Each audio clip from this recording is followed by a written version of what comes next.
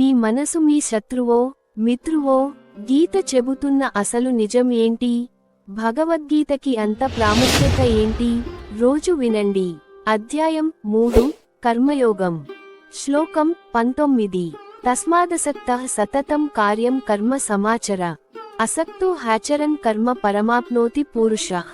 తాత్పర్యం: శ్రీకృష్ణుడు అర్జునుడితో పలికెను, మానవుడు ఫలితాలతో సంబంధం లేకుండా కర్మలను శ్రద్ధతో కర్తవ్యంగా ఆచరించాలి. ఫలములపై ఆసక్తి లేకుండా కర్మలు చేయడం ద్వారా మానవుడు పరమాత్మను పొందవచ్చు. శ్లోకం 20. కర్మనైవ హి సంసిద్ధిం ఆస్థితా జనకాదయః లోకసంగ్రహమేవాపి సంపశ్యన్ కర్తుమర్హసి. తాత్పర్యం: శ్రీకృష్ణుడు అర్జునుడితో పలికెను, జనకుడు మరియు ఇతర రాజులు నిర్దేశించిన కర్మలను అనుసరించి పరిపూర్ణతను సాధించారు.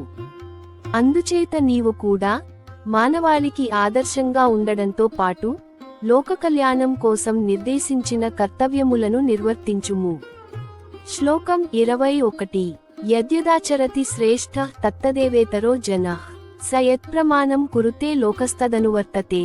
తాత్పర్యం: శ్రీకృష్ణుడు అర్జునుడితో పలికెను, మహనీయుడైన వ్యక్తి చేసే పనులను సామాన్యులు కూడా అనుకరిస్తారు. మరియు ఇట్టి వ్యక్తి దేనినైతే ప్రమాణంగా గ్రహించి ఆచరిస్తాడో సామాన్య జనులు కూడా దానినే ప్రమాణంగా స్వీకరిస్తారు. ఈరోజు భగవద్గీత సందేశం నచ్చితే లైక్ చేయండి. ఎవరికైనా ఈ మాటలు స్ఫూర్తినిస్తాయి అనుకుంటే వీడియోని షేర్ చేయండి. భగవద్గీత సిరీస్ని రోజు వినాలనుకుంటే మన ఛానల్ని సబ్స్క్రైబ్ చేసుకోండి. జై శ్రీమన్నారాయణ.